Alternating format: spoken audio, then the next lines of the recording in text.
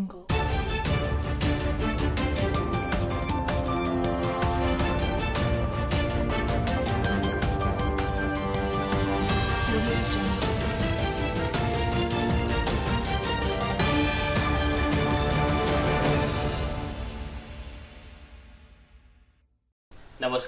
माता हिंगलाज टीव्ही बातमीपत्रात आपलं स्वागत। सुरुवातीला पाहूया दिवसभरातील काही ठळक घडामोडी।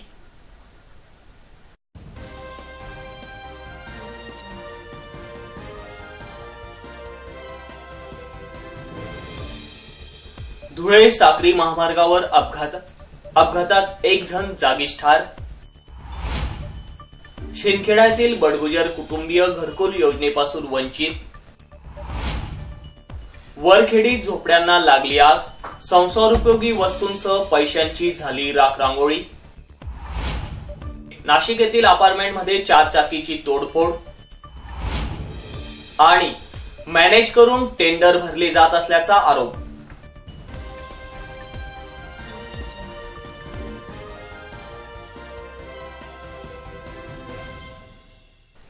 आता पाहूया बातमीपत्र विस्ताराने। रस्त्याच्या कडेला उभ्या असलेल्या बसला ओव्हरटेक करण्याच्या नादातून भरधाव कंटेनरने समोरून येणाऱ्या पिकअप वाहनास दिलेल्या धडकेत पिंपळनेर येथील व्यापाऱ्याचा जागीच मृत्यू झाल्याची घटना धुळे साक्री रस्त्यावर घडली। या भीषण अपघातात वाहनाचे मोठ्या प्रमाणात नुकसान झाले असून अपघातग्रस्त वाहनातून मैतास बाहेर काढण्यासाठी मोठी कसरत करावी लागली। यावेळी महामार्गावर काही तास वाहनांच्या लांबच लांब रांगा लागल्या होत्या, त्यामुळे पोलिसांनी नागरिकांच्या मदतीने अपघातग्रस्त वाहन बाजूला करत वाहतूक व्यवस्था सुरळीत केली। मंगळवार रोजी सकाळी साक्रीकडे जाणारी MH14 BT 0414 या क्रमांकाची बस साक्रीजवळील हॉटेल राम या थांब्यावर प्रवासी उतरवण्यासाठी थांबली। यावेळी बसच्या मागून भरधाव येणाऱ्या GJ 5V 7067 या क्रमांकाच्या कंटेनर वाहनावरील चालकाने थांबलेल्या बसच्या पुढे जाण्याचा प्रयत्न केला असता साक्रीकडून धुळ्याकडे येणाऱ्या पिंपळनेर येथील MH47A 0901 या क्रमांकाच्या पिकअप वाहनास जोरदार धडक देताच पिकअप वाहनावरील चालकाचा जागीच मृत्यू झाला। अपघाताची माहिती मिळताच ग्रामस्थांनी घटनास्थळी येत पाहणी केली असता पिकअप वाहनावरील मयत हा पिंपळनेर येथील किराणा व्यापारी सुनील मुसळे असल्याची ओळख पटली। तर सुनील हा पिंपळनेरहून धुळ्याकडे आपल्या वाहनातून नागली घेऊन जाण्यासाठी घरून निघाला असता काळाने त्याच्यावर घाला घातल्याचे यावेळी उपस्थितांमध्ये बोलले जात होते। खेड्यांचा सर्वांगीण विकास साधण्याच्या वल्गणा केंद्र शासन, राज्य शासन, जिल्हा प्रशासन, जिल्हा परिषद वारंवार करीत असतात। खेड्यांचा सर्वांगीण विकासासाठी लाखो रुपये खर्चही केले जातात, मात्र खेड्यांचा सर्वांगीण विकास न होता केवळ शासनाच्या योजनांची पायमल्ली केली जात असल्याचं ग्रामस्थ विचारू पाहत आहे। त्यामुळे संबंधित प्रशासनाने याची दखल घेऊन शासनाच्या सुविधांचा लाभ मिळवून द्यावा अशी मागणी ग्रामस्थ करीत आहे। गरिबांना हक्काचं घर मिळावं यासाठी पंतप्रधान घरकुल योजनेअंतर्गत लाभार्थ्यांना घरकुल मंजूर करून दिलं जात आहे, परंतु सध्याच्या परिस्थितीत काही लाभार्थी आजही शासनाच्या या योजनेपासून वंचित असून शासनाकडे पदर पसरवित आहे। शिंदखेड्यातील अतिशय दयनीय परिस्थितीत जीवन जगणाऱ्या आणि दुर्दैवी जीवन जगणाऱ्या बडगुजर कुटुंबाला अद्यापही घरकुल मिळालेलं नाही। त्यांना विविध समस्यांचा सामना करावा लागत आहे। राहायला स्वतःचं हक्काचं घर नसून पत्र्यांची झोपडी बांधून ते राहत आहे। हक्काचं घर मिळावं यासाठी बडगुजर कुटुंबाने पंतप्रधान घरकुल योजनेत संपूर्ण कागदपत्रांचं फॉर्म भरला होता, परंतु घरकुल यादीत नाव न आल्याने बडगुजर कुटुंब आणखीनच खचून गेलंय। अशा समस्येला लक्षात घेऊन येथील नगरसेवक दीपक आहिरे यांनी या बडगुजर कुटुंबाची भेट घेतली। त्यांच्या व्यथा ऐकून आपण घरकुल मंजुरीसाठी संबंधित प्रशासनाकडे पाठपुरावा करू असे नगरसेवक दीपक आहिरे यांनी प्रसार माध्यमांशी बोलताना सांगितले।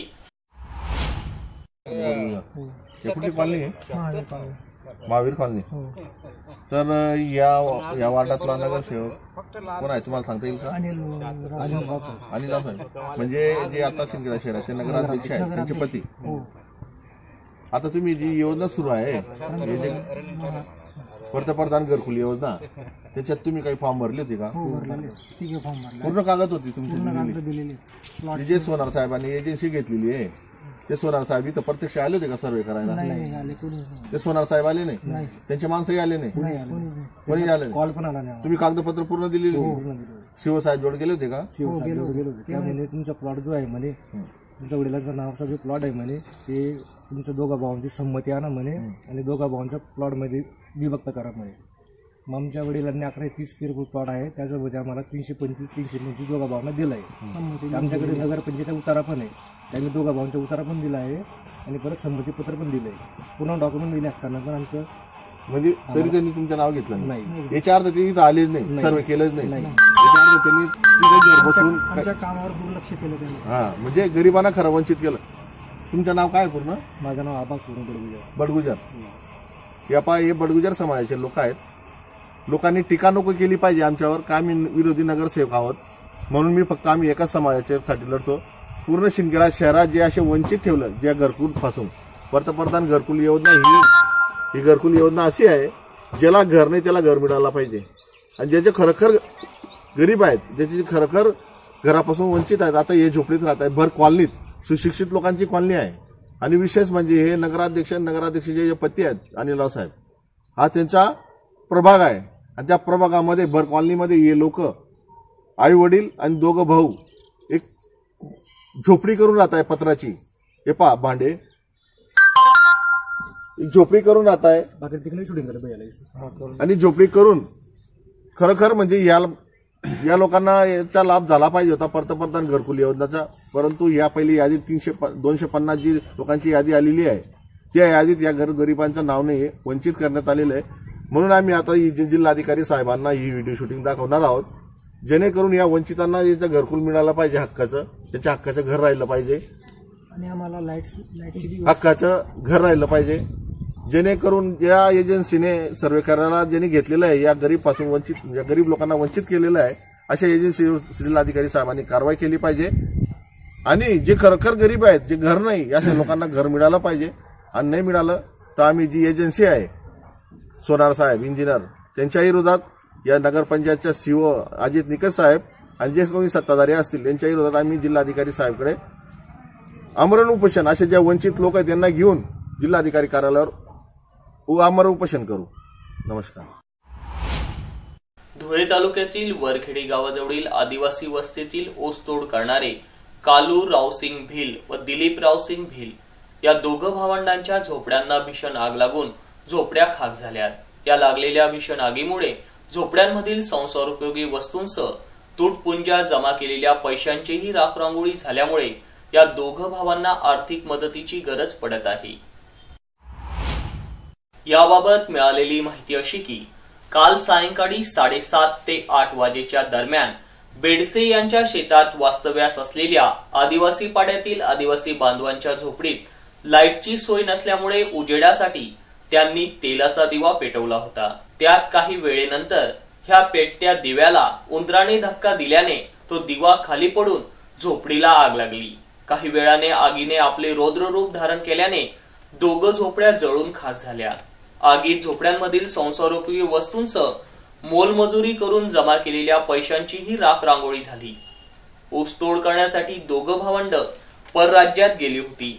त्यातील एक कुटुंब घरी आले असता त्यांनी रात्रीवेळी स्वयंपाकासाठी उजेड मिळावा यासाठी दिवा लावला होता. उंदराच्या धक्क्याने दिवा पडून झोपडीत भीषण आग लागली आणि झोपड्यांमधील संसाराची आणि पैशांची राखरांगोळी झाली. सुदैवाने या घटनेत जीवितहानी झाली नसली तरी आर्थिक हानी मोठ्या प्रमाणात झालीय. आर्थिक हानी झाल्याने दोघं भावंडांचा संसार आणखीनच उघड्यावर आला असून त्यांना आर्थिक मदतीची गरज निर्माण होत आहे. त्यांना आर्थिक मदत मिळावी अशी मागणी वरखेडी ग्रामस्थांतर्फे केली जात आहे. सध्या चोऱ्या, घरफोड्या, दरोडा अशा घटनांना तर चांगलाच ऊत येत आहे. त्याचबरोबर नागरिकांमध्ये दहशत निर्माण करण्यासाठी 2 व 4 चाकी गाड्यांची तोडफोड करत नागरिकांमध्ये भीती निर्माण करण्याचा प्रयत्न केला जात आहे. त्यामुळे पोलीस प्रशासनाने अशा व्यक्तींचा शोध घेऊन त्यांच्या मुसक्या आवळाव्यात अशी मागणी सध्या विविध शहरांमधून नागरिक व्यक्त करीत आहे. नाशिक येथील जेल रोड परिसरातील द्वारकानगर येथील साईपूजा अपार्टमेंट प्लॉट नंबर 13 मध्ये वास्तव्यास असलेले विलियम दिगंबर जगदाणे यांच्या मालकीची MS02 AL 7109 या क्रमांकाची टाटा कंपनीची इंडिका गाडी सोसायटी पार्किंग मध्ये लावली असता कोणी अज्ञातांनी रात्री गाडीच्या पुढील व मागच्या बाजूच्या काचांची तोडफोड करत गाडीचं मोठ्या प्रमाणात नुकसान केलंय। हा प्रकार गाडी मालक जगदाणे यांना आज सकाळी निदर्शनास येताच त्यांनी तात्काळ पोलीस ठाण्यात जाऊन या प्रकाराबद्दलची माहिती दिली। पोलिसांनी या प्रकरणी गुन्हा नोंदवलाय अशी माहिती स्वतः गाडी मालक विलियम जगदाणे यांनी प्रसार माध्यमांना दिली है। साईपूजा अपार्टमेंट द्वारकानगर जेल रोड से बोल रहा हूँ। कल रात को अर्ली मॉर्निंग मेरे गाड़ी पे कोई अनजान लोगों ने पत्थर से हमला किया और मेरे गाड़ी का पिछला कांच और आगे का कांच पूरी तरह तोड़ दिया है। मेरी पुलिस से यही गुजारिश है कि हम लोग जहाँ रहते हैं वो एक क्राउडेड एरिया है, रेसिडेंशियल एरिया है, तो जिसकी वजह से लोग भी इस हादसे की वजह से डरे हुए हैं। तो यही एक गुजारिश है पुलिस से कि यहाँ पे आए और इस केस पे दखल दे और जल्द से जल्द इस पे कोई एक्शन ले ताकि ये हादसा फिर से ना हो। काल रात्री साधारणतः पहाटेच्या सुमारास जगदाणे विलियम जगदाणे यांच्या या कारचं अज्ञात गुंडांनी दगड मारून त्याची मागची काच फोडली, पुढच्या काचेवर मारण्याचा प्रयत्न केला, पुढची काच अर्धवट फुटलेली आहे। अशा ह्या गुंडांचा बंदोबस्त पोलिसांनी करावा आणि ह्या नाशिकचं कायदा आणि सुव्यवस्था राखावी अशी मी एक नागरिक म्हणून पोलिसांकडे निवेदन सादर केलेलं आहे। त्यांच्याकडनं आशा बाळगतो की पोलीस त्याला तात्काळ जरब देतील आणि त्याला अटक करून त्याला कोर्टापुढे नेतील अशी आशा ठेवतो। साक्री तालुक्यातील कुडाशी व पिंपळगाव येथील ग्रामपंचायतीने काढलेले ई टेंडर मॅनेज करून ठेकेदारांनी भरले, नंतर BOQ ओपन होत नसून पासवर्डची मागणी होते, त्यामुळे इतर ठेकेदारांचे टेंडर भरले जात नाही। त्यामुळे या समस्यांची संबंधित प्रशासनाने दखल घ्यावी अशा आशयांची मागणी विक्की बंडू कोकणी यांनी धुळे जिल्हा परिषदेचे मुख्य कार्यकारी अधिकारी D गंगाधरन यांना निवेदन देऊन केली। प्रशासनास दिलेल्या निवेदनात म्हटले आहे की ग्रामपंचायत कुडाशी व पिंपळगाव यांनी काढलेले ई टेंडर मॅनेज करून ठेकेदारांनी भरले, नंतर BOQ ओपन होत नसून पासवर्डची मागणी होते आणि BOQ पूर्णपणे भरला जात नाही, त्यामुळे सदर कामाचे टेंडरच भरले जात नाही। ही प्रक्रिया पारदर्शीपणे पार पडत नसल्याने मॅनेज एकच ठेकेदार 3 ठेकेदारांचे डिजिटल सिग्नेचर घेऊन टेंडर भरतो, त्यामुळे इतर ठेकेदारांचे टेंडर भरले जात नाही। अशा प्रकारे घोळ करून टेंडर मॅनेज केले जाते। तरी निघालेल्या निविदा रद्द करून पारदर्शीपणे ई टेंडरची प्रक्रिया राबवली जावी। यात कोणी दोषी असेल त्यांच्यावर कारवाई करावी। मला जर न्याय न मिळाला तर मी धुळे जिल्हा परिषद समोर उपोषणाला बसेल असाही इशारा विक्की कोकणी यांनी निवेदनात दिलाय।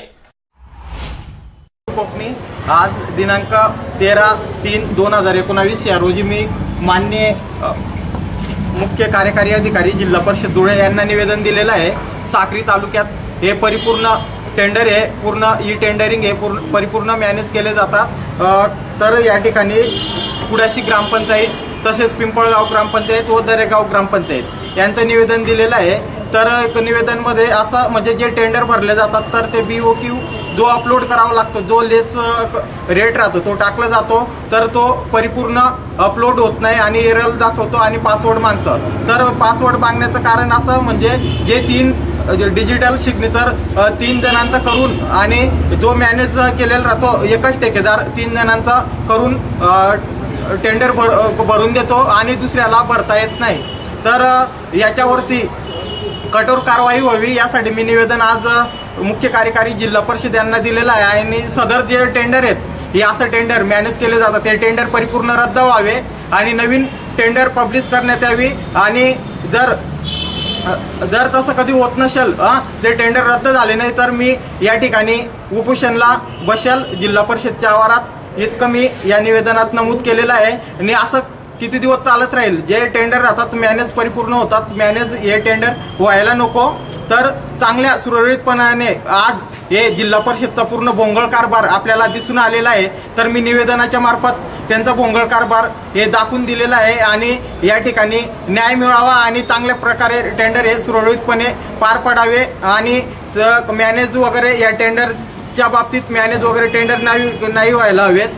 ज्या व्यक्तीला टेंडर भेटेल लेसमध्ये त्या व्यक्तीला टेंडर व्हावेत. इतकं बोलून माझे 2 शब्द संपले. शेवटी पुन्हा एक नजर ठळक घडामोडींवर. धुळे साक्री महामार्गावर अपघातात 1 जण जागीच ठार. शिंदखेड्यातील बडगुजर कुटुंबीय घरकुल योजनेपासून वंचित. वरखेडी झोपड्यांना लागली आग. संसारोपयोगी वस्तूंसह पैशांची झाली राखरांगोळी. नाशिक येथील अपार्टमेंटमध्ये 4 चाकीची तोडफोड. आणि मॅनेज करून टेंडर भरले जात असल्याचा आरोप.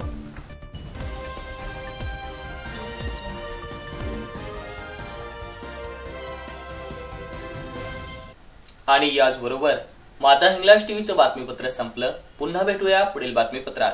तोपर्यंत पाहत राहा फक्त माता हिंगलाज टीव्ही. जय हिंगलाज.